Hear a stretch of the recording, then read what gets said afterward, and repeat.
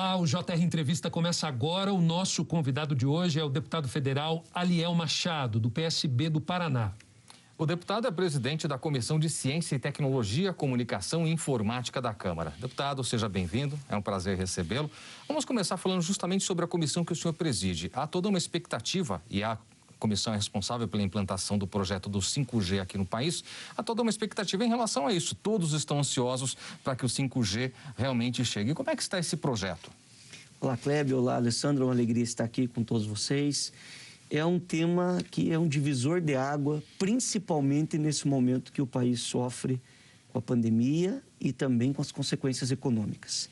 O mundo está em busca do 5G e ele vai mudar os parâmetros na industrialização, na educação, na ciência, na pesquisa.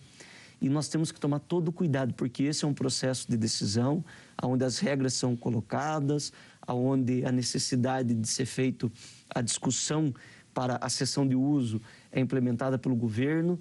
E o projeto, a ideia já foi apresentada, pelo governo federal, já está num processo agora de consulta ao modelo dentro do Tribunal de Contas da União, e nós do Legislativo estamos acompanhando, cobrando do Ministério, tomando todo o cuidado, porque é um grande interesse das empresas, inclusive as multinacionais específicas que tratam da área de tecnologia, na participação desse leilão, e também a colocação de regras para se tornar isso social. Isso é importante para o desenvolvimento econômico, isso é importante para a nova era da industrialização, para que a gente tenha tecnologias de outro mundo implementado nas coisas. Como costumam dizer os especialistas, é a internet das coisas. Farão com que as coisas ganhem vida propriamente dita. E nós estamos tomando todo esse cuidado. A Câmara tem um grupo específico de trabalho que auxilia no acompanhamento específico do 5G pela importância desse assunto, que nós cuidamos ali na comissão, e também temos a responsabilidade de fazer análise legislativa dos projetos que querem colocar regras, trazer alguma contribuição em relação à implementação do 5G. Vou dar um exemplo de um projeto de minha autoria.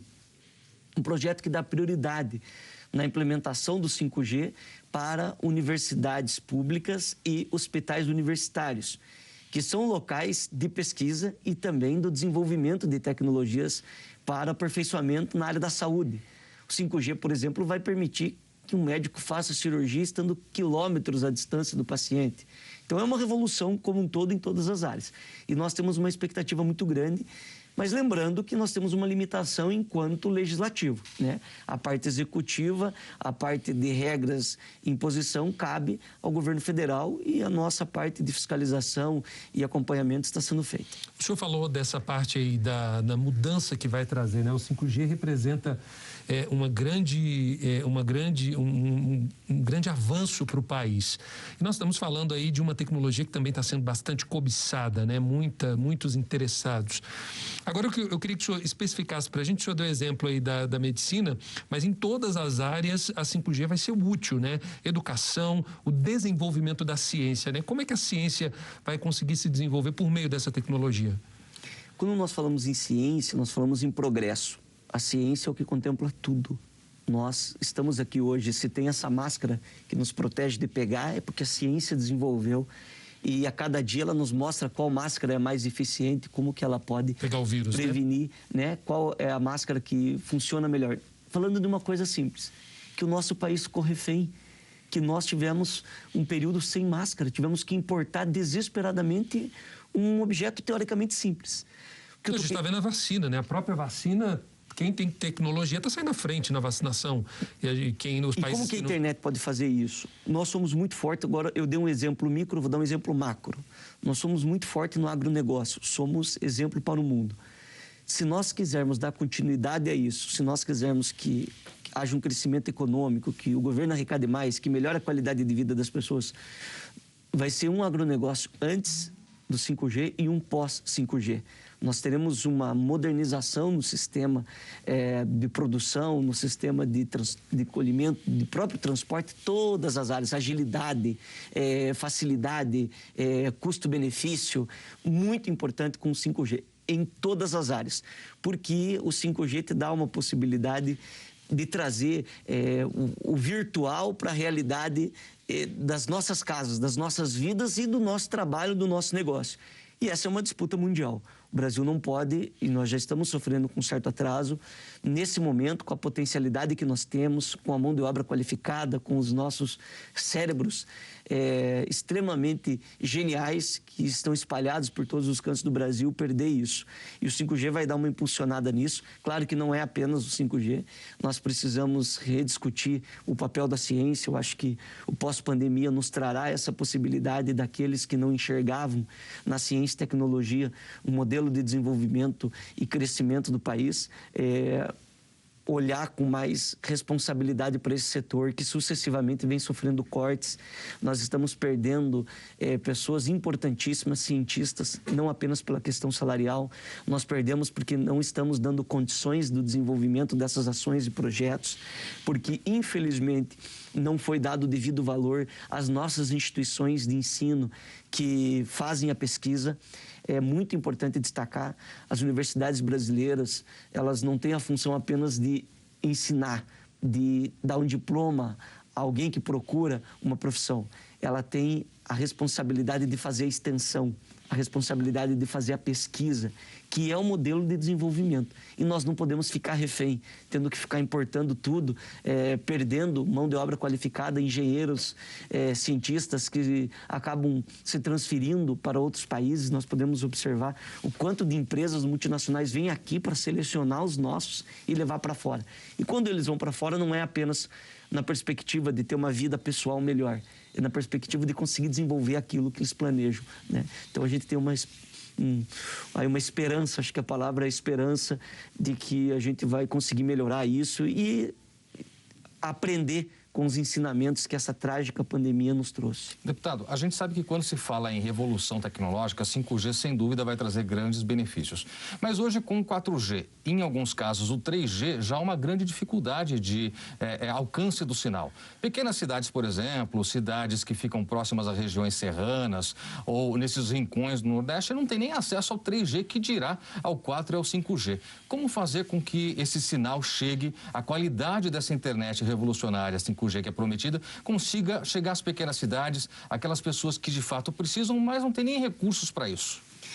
São vários fatores, não há uma resposta única para a pergunta, que é extremamente importante. Talvez uma das mais importantes, porque hoje a internet não é mais algo apenas para divertimento. Sim. Hoje ela é caso de necessidade de sobrevivência.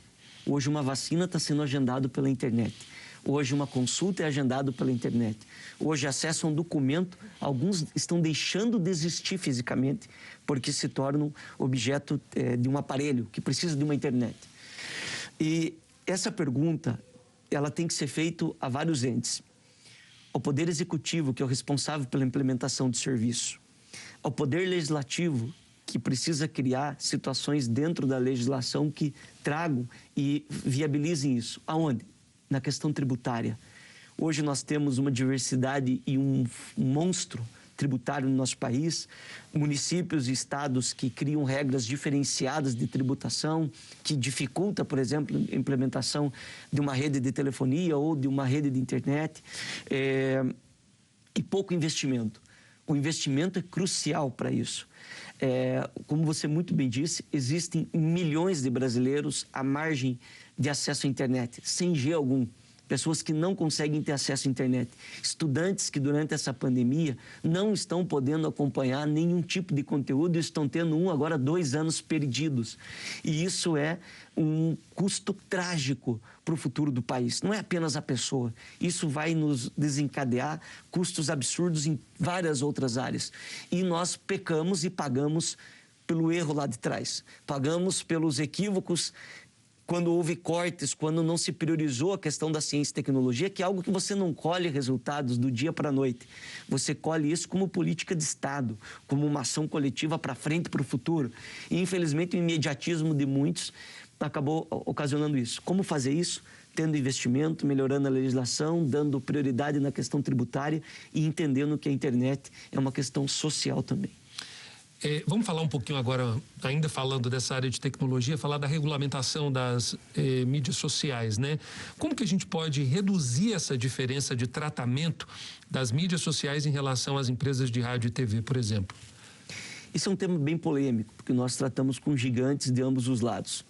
E claro que a disparidade no tratamento acaba criando uma dificuldade, inclusive porque essas redes, essas plataformas, sua grande maioria, para não dizer a totalidade, nem são do país, né?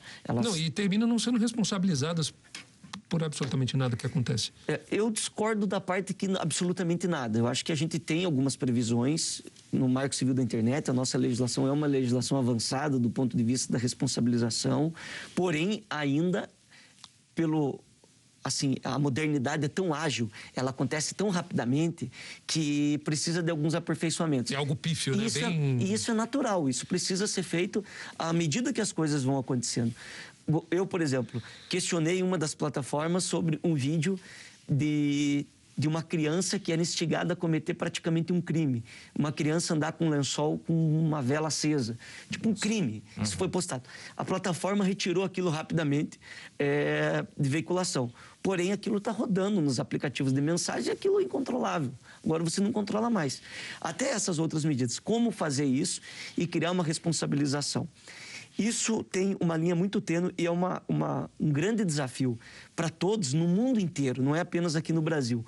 Porque até onde você consegue avançar sem tirar a liberdade de expressão? Até onde você pode controlar em relação à legislação, ao próprio Estado, dando o direito da pessoa ter a sua liberdade de expressão, o seu direito de voz, o seu direito de expressão, principalmente nesse momento de guerra ideológica e política que nós estamos vivendo no Brasil, que é extremamente aguçada, extremamente grave, agressiva, que nós estamos vivendo. Agora, concordo muito com você, Alessandro, de que, do ponto de vista tributário, da importância que os meios de comunicação, que a rádio e TV, que é muito mais acessível, muito mais social, com contrapartidas e com responsabilidades específicas, em leis mais específicas, precisam também, já que a disputa está dentro dessa área, serem regulamentadas.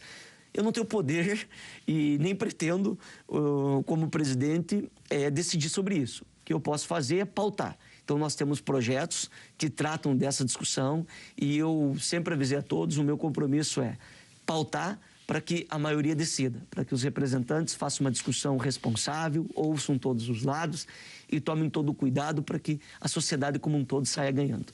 Mas, deputado, o senhor colocou uma questão fundamental, que é essa questão da liberdade de expressão. Isso tem sido utilizado de forma até irresponsável por algumas pessoas. E quando o Alessandro cita o risco disso nas redes sociais, quer dizer, é uma terra que começa a ter lei agora, mas as leis ainda são superficiais. A gente sabe que as fake news estão aí, inclusive na pandemia, quantas informações absurdas, falsas foram espalhadas. Na sua visão, qual a importância do rádio e da televisão para combater essas fake news e também a importância da liberdade de imprensa, que frente à liberdade de expressão tem sido tão combatida hoje em dia? Quero te agradecer essa pergunta. Sempre a pessoa que comete um equívoco, ela tenta usar o argumento para se defender, mas ela usa o mesmo argumento para atacar. A lei é igual para todos. E nós temos um problema também dentro do sistema judicial brasileiro, que faz interpretações equivocadas, que cada um tem uma certa autonomia específica. E mesmo estando rigorosamente escrito no texto da lei, há muitas interpretações diferentes. Mas é importante deixar claro para as pessoas que estão nos ouvindo, e eu agradeço a oportunidade que a Record dá nesse momento de falar sobre isso. Que fique claro, a internet não é uma terra sem leis. E liberdade de expressão não é autorização para você cometer crime. É muito importante as pessoas entenderem isso. Se você se sente lesado, se você se sente agredido, você tem o direito e a obrigação, até para defender a sociedade, de procurar uma reparação. É importante dizer que já há alguns entendimentos sobre a responsabilização daqueles que autorizam ou das plataformas que se deixam utilizar para isso. Não é possível nós aceitarmos que num momento tão triste como esse, situações absurdas sejam colocadas nas redes sociais. Situações absurdas como o linchamento público de pessoas em situações surreais. Eu acompanhei, talvez um dos casos mais graves, mas isso acontece todo dia. O caso de uma mulher que foi linchada no estado de São Paulo porque ela foi confundida com alguém e alguém postou.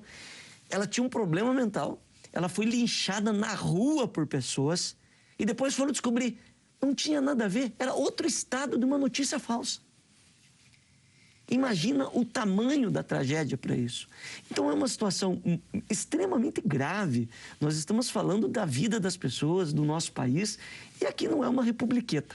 Nós precisamos ser responsáveis e entender que todos responderemos pelas nossas ações. E volta a dizer a questão da responsabilidade dessas redes sociais, porque você consegue fazer um mapeamento detalhado de onde surgiu aquilo, né? Hoje dizem que não é possível, mas se você pega um vídeo desse, principalmente nesse momento de pandemia, muita gente famosa internada, o pessoal divulgando informações falsas, enfim.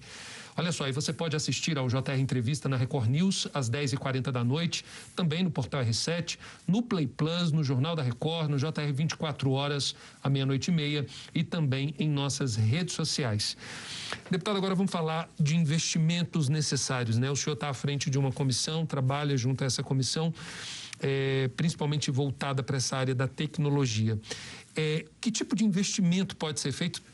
E vamos falar da saúde, né, que é uma área que está muito deficitária nesse momento que a gente tem lutado. Acho que o mundo inteiro está recorrendo a essa área. O que pode ser feito de investimento nessa área da saúde relacionada à comissão que o senhor está à frente? A nossa comissão acompanha os trabalhos do Ministério de Ciência e Tecnologia. Ciência e Tecnologia são as nossas universidades, são os nossos pesquisadores. É a nossa vacina, que foi recebida com tanta alegria e com tanto entusiasmo pelas pessoas para que ela aconteça rapidamente. Essa vacina que o planeta Terra está atrás. Nós precisamos entender que ciência e tecnologia tem que ser uma política de Estado. Não de governo. E que o imediatismo é um equívoco quando as pessoas querem resultados do dia para a noite. Você não vai colher, eu não vou colher frutos, dividendos políticos para isso. Eu quero que lá na frente, quando os meus netos, quando os meus filhos conseguirem ter acesso a uma plataforma, a uma ideia desenvolvida aqui dentro, seja uma vacina, seja um medicamento, seja um aparelho qualquer de saúde pública, um aparelho auditivo, um aparelho respiratório. Universidade Campus Ponta Grossa, da Universidade Tecnológica Federal. Um projeto desenvolvido por alunos e professores de uma instituição pública, produzindo respiradores a R$2.000. Veja, isso é ciência e tecnologia para traduzir as pessoas. E nós precisamos de investimento nessa área.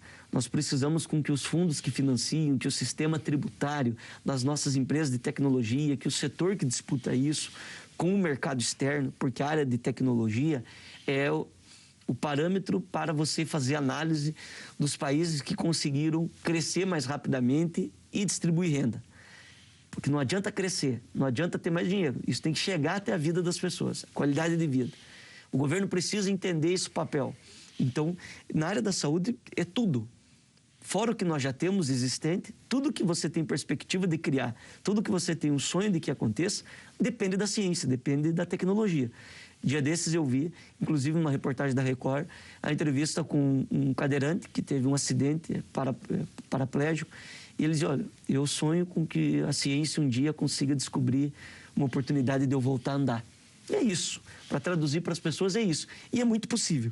Se hoje o mundo consegue ter uma vacina em tão pouco tempo, se nós hoje conseguimos ter avanços tecnológicos, e você conversar com seu filho pelo celular, ao vivo, por vídeo, inclusive, de outro lugar do mundo, é porque a ciência, porque a tecnologia funcionou. No hospital, né? Você vê matéria de gente se despedindo de ente querido, a última imagem que tem é do celular. É a última imagem. Hoje é uma realidade que é de cortar o coração. Mas se você tem a possibilidade, porque nem o enterro você pode ter, nem o momento de despedir dessa doença permite ter. E você acaba se despedindo muitas vezes. Eu vi muitos casos desses, muito bem lembrado, Alessandro, da pessoa vendo ali. Então, é investimento, é o cuidado. Investimento como política de Estado, não como política de governo. Muito bem, muito obrigado, deputado. O JR Entrevista vai agora a um rápido intervalo, mas a gente volta já para falar sobre a importância das reformas estruturais para superar a crise provocada pela pandemia. Não saia daí, a gente volta já. Estamos de volta com o JR Entrevista, aqui com a gente o deputado federal Aliel Machado, do PSB do Paraná. Deputado, nós vamos falar agora um pouquinho de um tema muito relevante no governo, essa reforma ministerial, 7 ministros no total, sendo que 6 novos, e o ministro Queiroga, Marcelo Queiroga da Saúde, ele já estava no cargo. Como é que o senhor vê essa movimentação feita pelo presidente Jair Bolsonaro? Será que ele respondeu aí a uma pressão ou, enfim, tinha que mexer mesmo, foi positivo? O que o senhor achou? Eu tenho muitas críticas à maneira que o governo vem conduzindo, principalmente por nós estarmos no meio de uma crise. Há uma disputa no momento que deveria ter união. Há uma tentativa de se encontrar culpados, distorcer informações e criar dúvida na cabeça das pessoas que precisam de liderança, não precisam de dúvida. O mundo tem essas dúvidas, nós temos problemas para resolver, mas cabe ao gestor trazer segurança. E no momento de pandemia, no momento que o Brasil batia recordes e continua batendo recorde de mortes, o governo preocupado em fazer guerra dentro das Forças Armadas, priorizando aquilo que não é prioridade, fazendo discussão fisiológica e não com a responsabilidade do país. O presidente saindo sem máscara, o ministro da Saúde dizendo que tem que usar máscara. O presidente fazendo aglomeração e o ministro da Saúde dizendo que não tinha que ter aglomeração. Isso é muito preocupante. E essa disputa, essa narrativa, ela faz com que as pessoas se confundam e que essa disputa ideológica, que para mim extremo não é bom de nenhum lado, afloresçam lá na ponta. Isso não é salutar para o país. Nós precisamos seguir as orientações e, nesse momento, minha opinião é de concentração total no combate à pandemia. Alguns outros trabalhos podem ser continuados sem prejuízo a isso, mas o enfoque e a prioridade deveria e deve ser isso, na minha opinião. Nós demoramos, atrasamos e sofremos as consequências. As trocas, a gente torce sempre para que dê certo. Nós esperamos que essas alterações e mudanças, as pessoas que entraram, que elas acertem, que os ministros cumpram com a sua obrigação e que tenham responsabilidade. O cargo não o presidente nomeia, mas o cargo é do Brasil. A responsabilidade do ato e da função é de todos. O presidente é legítimo, foi eleito, eu torço para que dê certo, a gente acompanha e ajuda em tudo aquilo que é possível, mas também é nossa obrigação alertar, é nossa obrigação contar isso e trabalhar com a realidade, com os fatos concretos. Então eu tenho uma certa preocupação, eu acho que não houve um planejamento para todas essas ações, o próprio governo com muitas dificuldades, algumas dessas mudanças não aconteceram por vontade do presidente, aconteceram por pressão, especificamente pelos equívocos cometidos pelos anteriores. A gente pode observar ali, principalmente o ex-chanceler das relações exteriores, o que criou uma crise institucional gravíssima com a Justiça, o Supremo, com o Senado Federal e com as relações fora do país, o que nos prejudicou para trazer os insumos para a produção das vacinas e outras ações.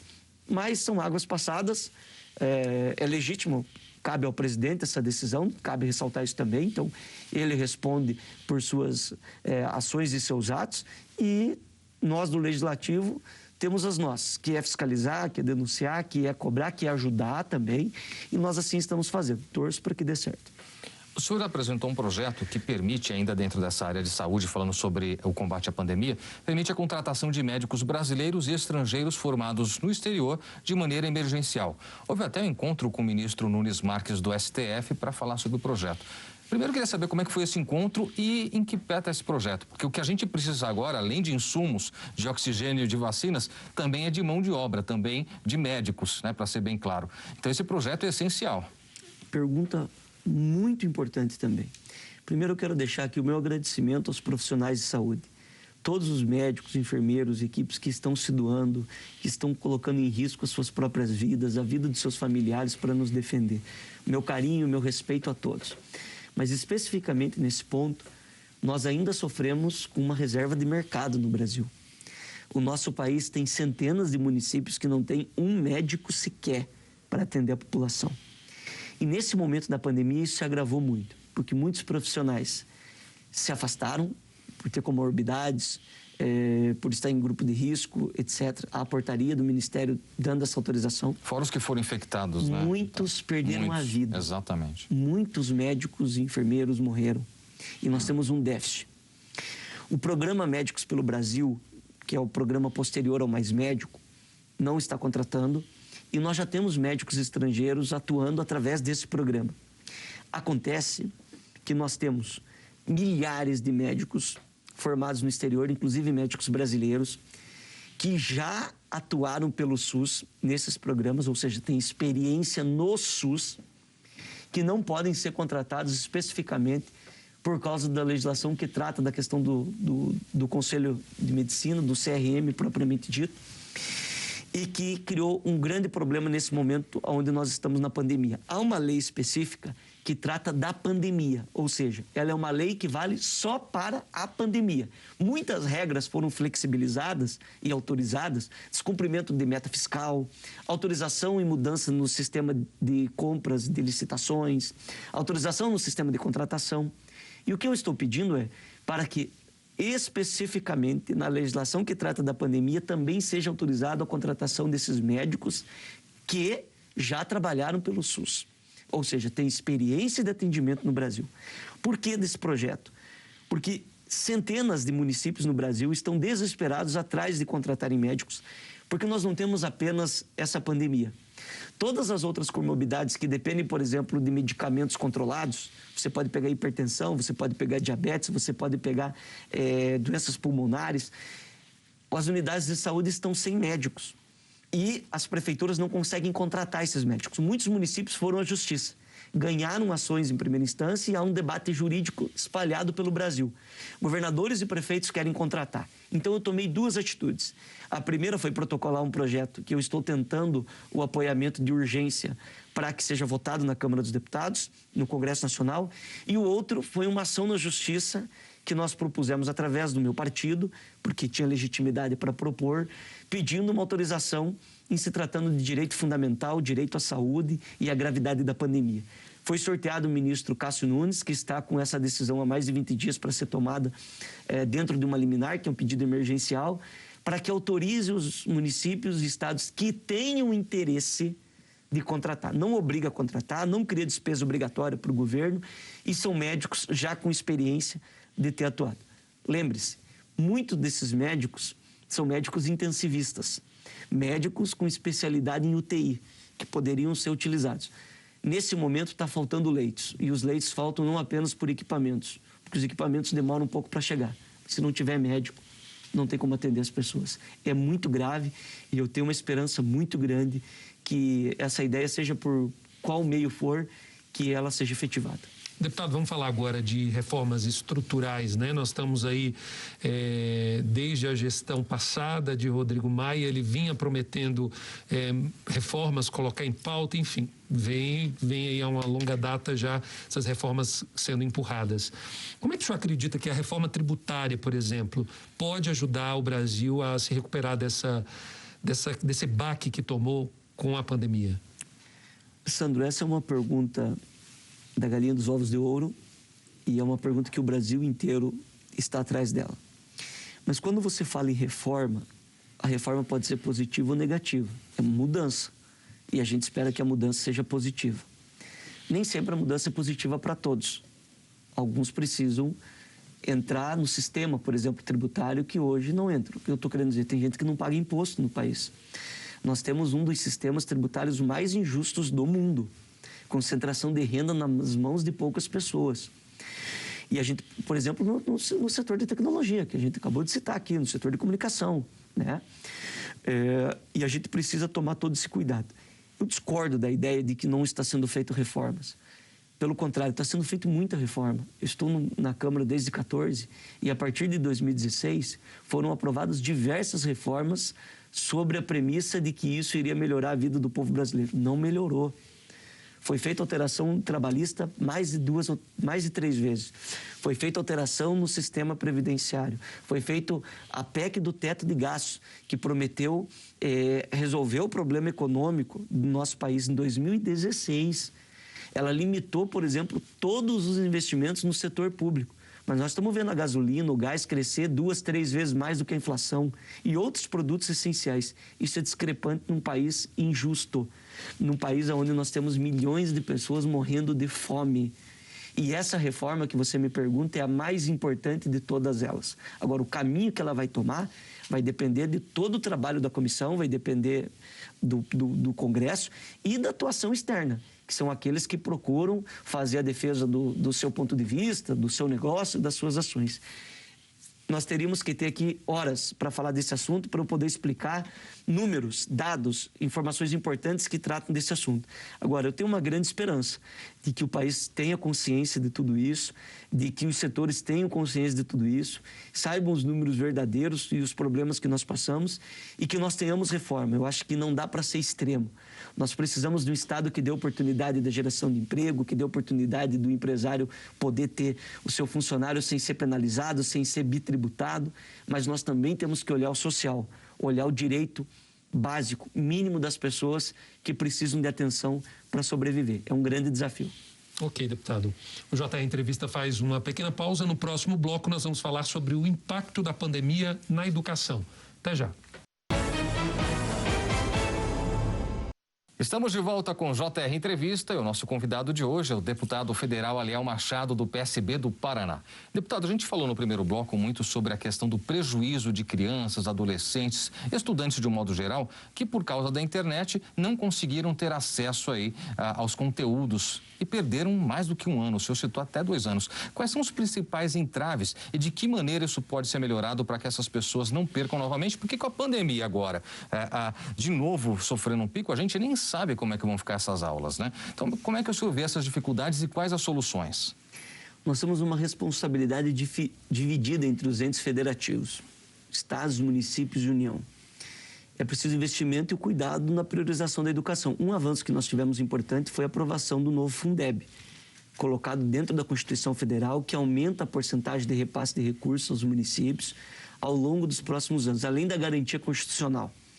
E o planejamento e investimento, tanto dos municípios quanto do governo dos estados e também da União. O cuidado, se nós tivéssemos executado como planejado o Plano Nacional de Educação, com os investimentos, a valorização dos nossos profissionais, nós não passaríamos por isso. Mas hoje, é até difícil de falar, mas essas crianças não é que elas não têm internet, elas não têm comida em casa. A ida para a escola era para poder se alimentar. É uma triste realidade e eu volto a falar da reforma tributária, eu volto a falar sobre as prioridades que o Brasil precisa fazer. A curto prazo, é um tempo perdido, não tem o que fazer.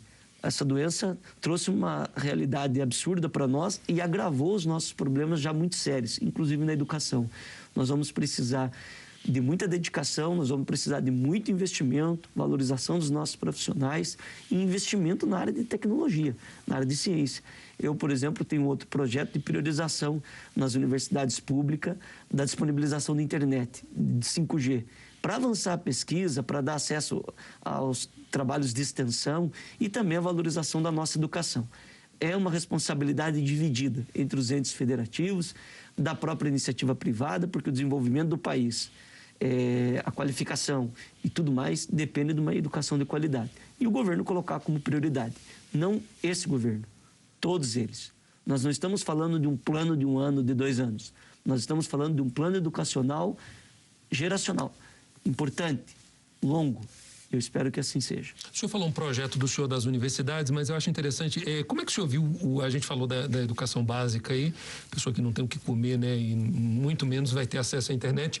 Como é que o senhor viu o impacto da pandemia nas universidades, né, e o que é possível fazer para mudar essa realidade? Eu acho que naturalmente se mudou muito a visão sobre as nossas instituições de ensino, porque nós ficamos dependentes de tudo isso e elas foram o grande motriz nesse momento de pandemia de diversas ações desenvolvidas extremamente importante e com grandes ganhos para nós.